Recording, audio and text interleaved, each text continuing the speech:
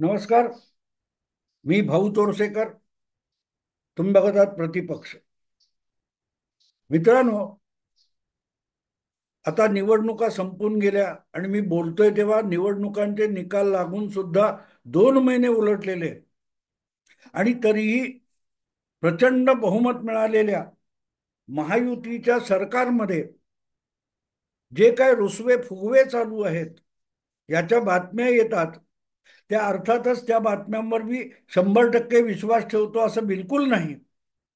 कारण ज्या माध्यमांनी सातत्याने महाविकास आघाडीचा पाठपुरावा केला, समर्थन केलं आणि महायुतीला पराभूत करण्यासाठीच जी सगळी मराठी माध्यमं राबलेली होती, जे विश्लेषक पत्रकार राबलेले होते, त्यांच्याकडून महायुतीमध्ये भरभक्कम बहुमत असताना सुद्धा धुसफूस आणि भांडणं चालू आहेत अशा बातम्या आल्या, तर त्यावर विश्वास ठेवण्याची गरज नसते यात शंका नाही.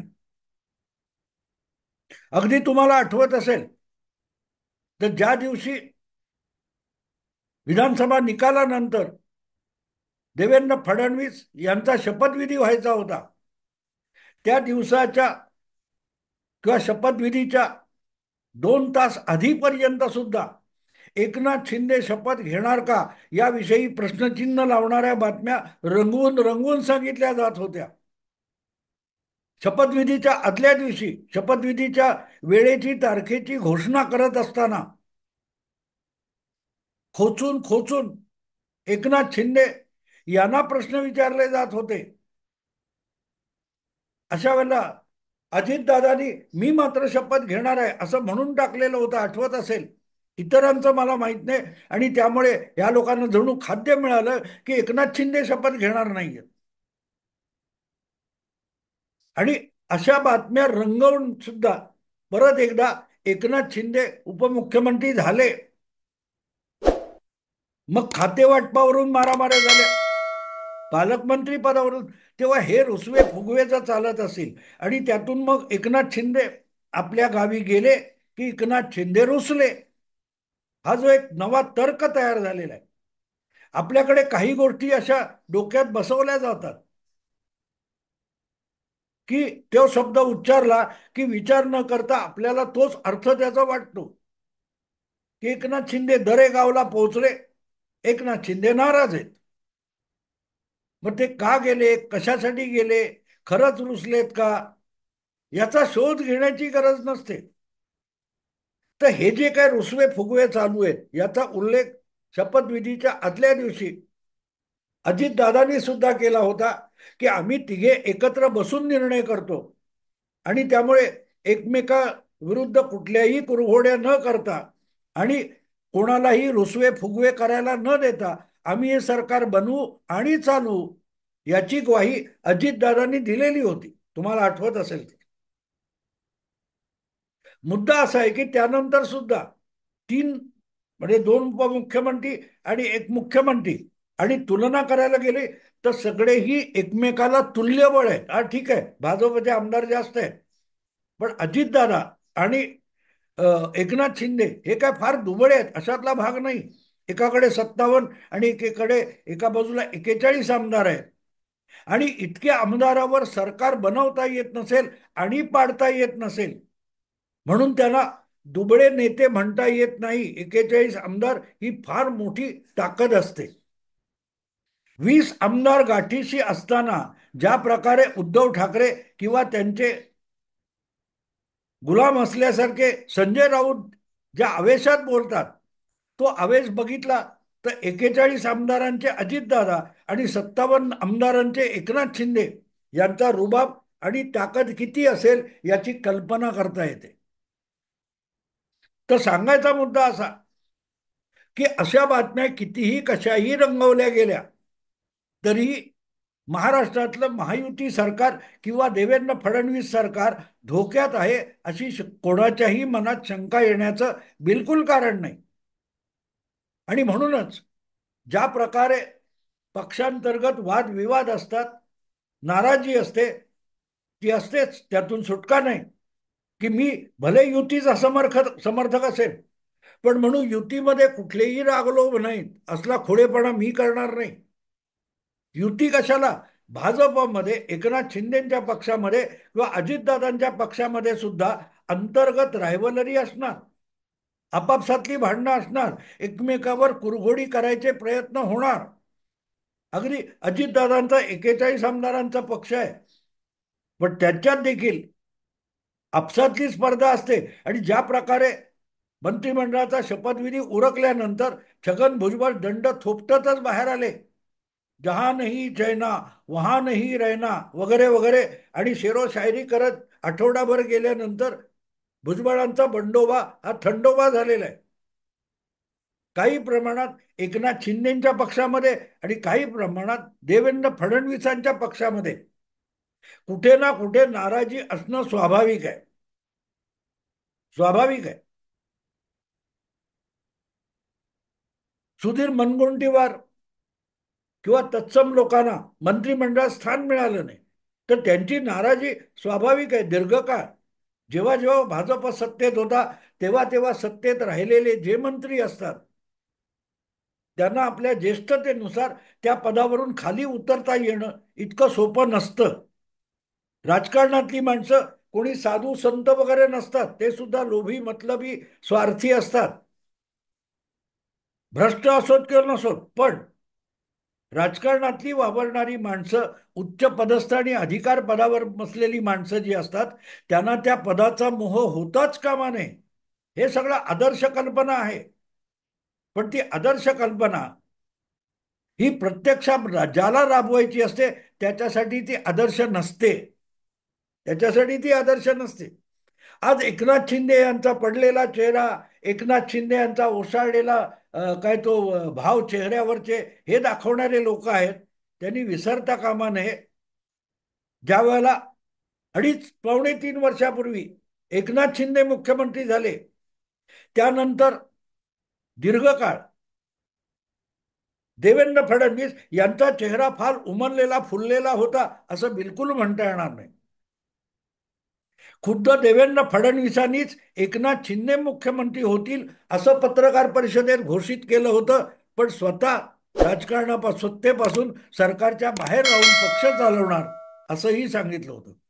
पण जेव्हा पक्षश्रेष्ठींनी त्यांना सरकारमध्ये गेलं पाहिजे आणि उपमुख्यमंत्री व्हा म्हणून आदेश दिला, तेव्हा फार मोठ्या उत्साहात आनंदित होऊन देवेंद्र फडणवीस सुद्धा शिंदे सरकारमध्ये सहभागी झालेले नव्हते, त्यांचा सुद्धा चेहरा उतरलेला होता आणि त्यालाच मानवी भावना म्हणतात.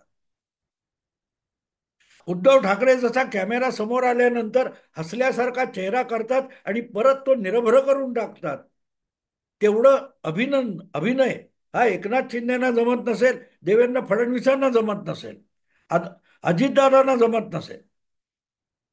पराभवानंतर देखील आपण कसे जिंकलोय म्हणून आनंदित झालेले राहुल गांधी यांचा जो अभिनय आहे तो बाकीच्या सगळ्या राजकारण्याला जमतोच असं नाही.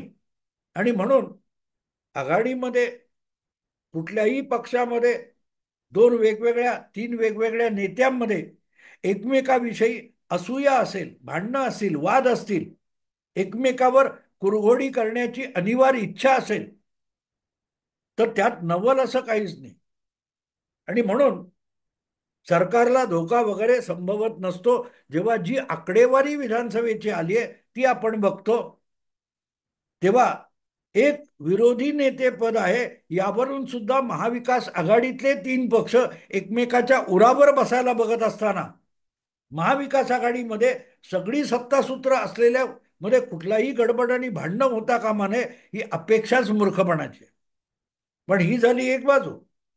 दुसरी बाजूही लक्षात घ्यायला लागते की राजकारणात वावरणारा माणूस सत्तेत असो किंवा सत्तेच्या बाहेर असो, सत्ता पदावर बसलेला असो किंवा विरोधी पदावर बसलेला असो, तिथे बसून काम करताना आपल्याला फक्त विरोधाला तोंड द्यायचे, म्हणजे विरोधात बसलेत त्यांना सत्ताधाऱ्यांच्या विरोधाला तोंड द्यायचं असतं किंवा सत्तेत बसलेत त्यांना आपल्या विरोधी पक्षात बसलेल्यांना तोंड द्यायचं असतं. एवढाच मर्यादित राजकारण नसतं.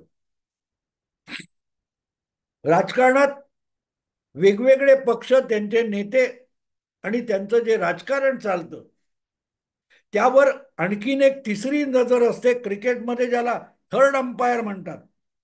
तसा सामान्य माणूस लोकशाहीमध्ये जो मतदार असतो तो थर्ड अंपायर सारखा सगळ्या राजकारणाच्या खेळावर बारीक नजर टाकून असतो, अतिशय बारीक नजर ठेवलेली असते. आणि तुम्हाला 5 वर्षासाठी, 5 वर्षाच्या मुदतीसाठी ज्या मतदाराने निवडून दिले तो बारकाईने तुमच्या प्रत्येक कृतीचं निरीक्षण करत असतो, त्याच्या कानावर पडणाऱ्या तुमच्या वक्तव्याचा आवश्यक त्या त्या बाजूने पैलूने अर्थ लावण्याचाही तो मतदार प्रयत्न करत असतो. आणि आपण जे आपलं बहुमोल मत दिलंय ते जिंकणाऱ्याला किंवा हरणाऱ्याला बहुमोल किंवा कवडीमोल वाटलं तरी मत देणाऱ्यासाठी ते मत बहुमोल असतं. आणि म्हणून आपण दिलेलं मत योग्य जागी पडलं की नाही, आपलं दान सत्कारणी लागलं की वाया गेलं, याकडे त्या मतदाराचा बारीक लक्ष असतो. आणि असा बारीक लक्ष ठेवून आपल्या मतदानाला दाद दिली जाते की नाही राजकारण्यांकडून, हे बघणारा जो मतदार असतो तोच फ्लोटिंग वोटर असतो. आणि तो मतदार प्रत्येक निवडणुकीत आपलं मत बदलत असतो. त्याला वाटलं गेल्या वेळेला मत दिल्यानंतर हे लोक फार हुशारले, यांना मात चढला, आणि जनतेचं काम करण्याऐवजी आपल्या त्यांच्या त्यांच्या विरोधातले हिशोब चुकते करत राहिले, सूड भावनेने बागत राहिले. ते यांना जमीन दाखवली पाहिजे, यांना अद्दल घडवली पाहिजे, असं त्या मतदाराला वाटतं. त्याला थर्ड अंपायर म्हणतात, राजकारणातला थर्ड अंपायर. आणि असा मतदार सुद्धा तुमच्याकडे बघत असतो. हे मी सांगितलं तर गंमत वाटेल तुम्हाला. मी पण 2009च्या विधानसभा निवडणुकीमध्ये अभूतपूर्व यश महाराष्ट्र नवनिर्माण सेनेने मिळवलं होतं. अतिशय मोजके उमेदवार उभे केले असतील, पण 13 आमदार पहिल्या फटक्यात राज ठाकरे यांनी निवडून आणले होते. 6 ते 7% आसपास मला वाटतं 2009च्या विधानसभेत राज ठाकरेंना मतं मिळालेली होती. आज ती मतं 1-1.5% आली. याचं कारण सरळ आहे की जे 13 आमदार निवडून आले होते आणि ज्या प्रकारचं राजकारण मनसेने त्या काळात केलं, धरसोड केली असेल, म्हणजे आपला चुलत भाऊ उद्धव ठाकरे यांच्याशी आपलं पटलं नाही, आपण वेगळे झालोय, तो उठसूट उद्धव ठाकरेंना दणका देण्याच्या दृष्टीने जे काय राजकारण राज ठाकरे करत राहिले ते जनतेला अपेक्षित नव्हतं. हा, तुमच्यावर शिवसेनेत अन्याय झाला, त्यासाठी लोक तुमच्या मागे आले, तुम्हाला भरभरून मतं दिली, म्हणूनच पहिल्या फेरीमध्ये 13 आमदारांचा पल्ला आधी राज ठाकरेंनी गाठला. ते मतदार तुमचे गुलाम नसतात, ते बारीक नजर ठेवून होते. 2009 पासून 2014 पर्यंत ज्या नाशिक महापालिकेमध्ये जवळजवळ बहुमतापर्यंत राज ठाकरेंना आणून ठेवलं होतं, या सगळ्या राजकारणामध्ये राज ठाकरे कसे निर्णय घेतात, त्यांना जनमानसाच्या ज्या शुभेच्छा मिळालेल्या आहेत त्या शुभेच्छांची उधळपट्टी केली जाते की संवर्धन केलं जातं, याकडे तो मतदार बारकाईने बघत असतो. आणि जेव्हा ते धावताना दिसलं नाही, धरसोड दिसली, किंवा व्यक्तिगत राजकीय सूडबुद्धीने वागताना तुम्ही दिसलात, तेव्हा मतदार मोठ्या संख्येने तुमच्यापासून दुरावत जातो.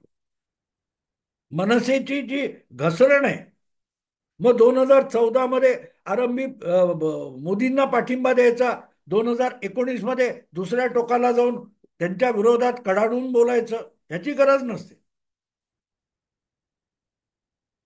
पण त्याची किंमत गेल्या 3 निवडणुका राज ठाकरेंना मोजावी लागते. त्यापासून जर उद्धव ठाकरे धडा शिकले असते तर आज 5 वर्षामध्ये त्यांनी आपल्या पक्षाचं इतकी विल्हेवाट लावून घेतली नसती. 56 जागा मिळाल्या तर मुख्यमंत्री पदासाठी त्या मतदाराला लाथाडण्याची किंमत आज उद्धव ठाकरे मोजतायत. हे महायुतीतल्या अजितदादांनी, एकनाथ शिंदेनी किंवा देवेंद्र फडणवीसांनी विसरता कामा नये. 2.5 वर्षासाठी उद्धव ठाकरे मुख्यमंत्री झाले, त्यांना बंड करून एकनाथ शिंदेनी काय धडा शिकवला हा माझ्या मते दुय्यम आहे. किंवा शरद पवारांना जो काय धडा अजितदादांनी शिकवला तो माझ्या मते दुय्यम आहे. त्यापेक्षाही या गेल्या 5 वर्षाच्या राजकारणासाठी उद्धव ठाकरे आणि शरद पवार या दोघांनाही काल परवाच्या विधानसभा निवडणुकीत मतदाराने मोठा धडा शिकवलाय.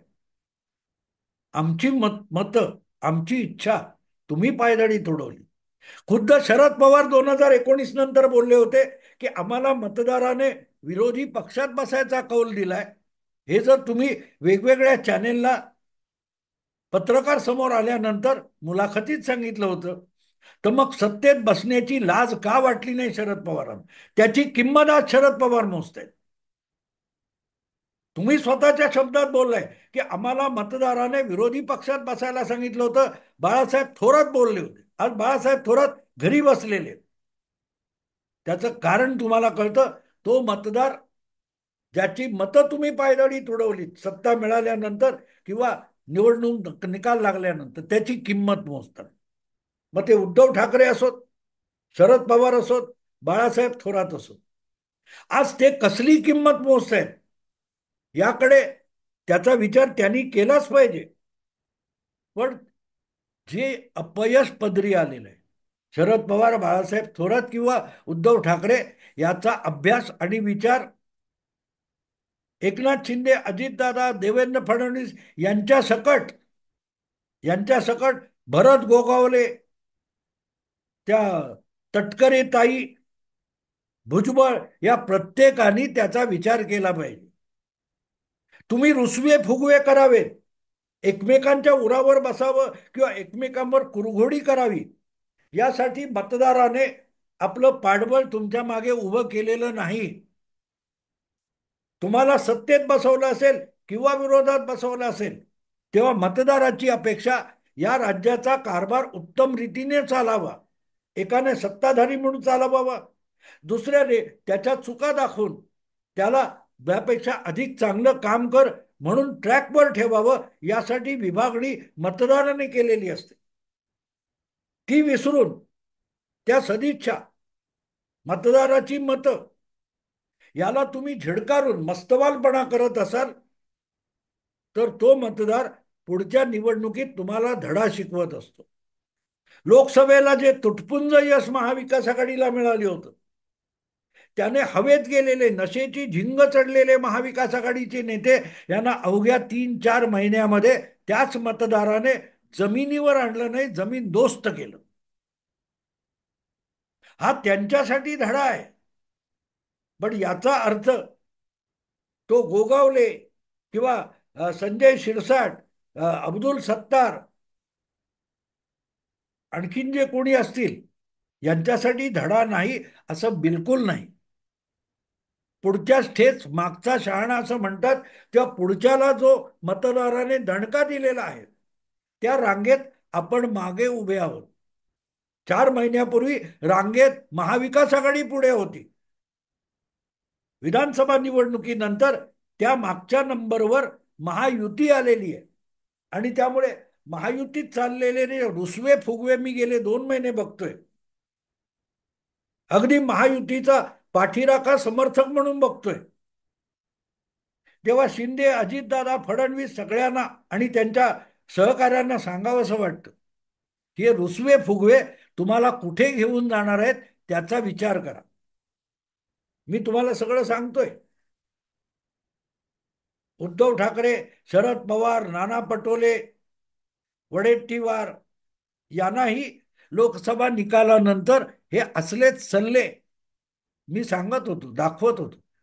पण त्यांना तिकडे बघायला वेळ नव्हता आणि लोकसभेच्या यशाची नशा इतकी होती की सल्ले ऐकायला कानात बोळे घालून बसले होते. ते काय ऐकणं.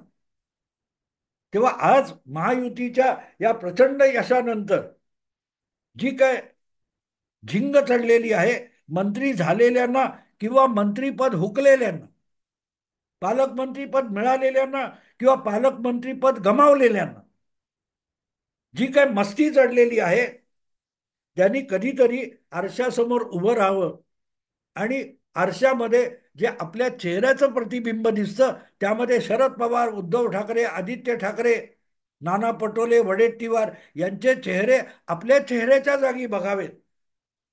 मग कळेल की हे रुसवे फुगवे तुम्हाला कुठे घेऊन जाणार आहेत, कुठे घेऊन जाणार. याचा विचार आत्तापासून केला पाहिजे. पुढची निवडणूक आल्यावर उपयोग नसतो. कारण तोपर्यंत तुमच्या वर्तनाचा अभ्यास करून हा मतदार, ज्याला फ्लोटिंग वोटर म्हणतात, तो आपलं मत बनवत असतो. आपण याला मत देऊन चुकलो होतो, तर आपली चूक दुरुस्त करायची, याला पाडायचा, या निष्कर्षापद तो मतदार येतो आणि तो तुम्हाला जमीनदोस्त करतो, जमिनीवर आणतो. परत पहिल्यापासून सुरुवात करावी लागते. मग विषय राज ठाकरेंचा असो, मनसेचा असो, उवाटा शिवसेनेचा असो, शरद पवारांच्या पक्षाचा असो, किंवा फडणवीस, एकनाथ शिंदे आणि अजितदादांच्या पक्षाचा असो, महायुतीतले रुसवे फुगवे तुम्हाला कुठे घेऊन जाणार आहात, त्याची एक, काय म्हणतात ती, नमुना तुमच्या समोर पेश करण्यासाठी हा व्हिडिओ केला. आवडला लाईक करा, शेअर करा आणि प्रतिपक्षाला सबस्क्राईब करा. नमस्कार.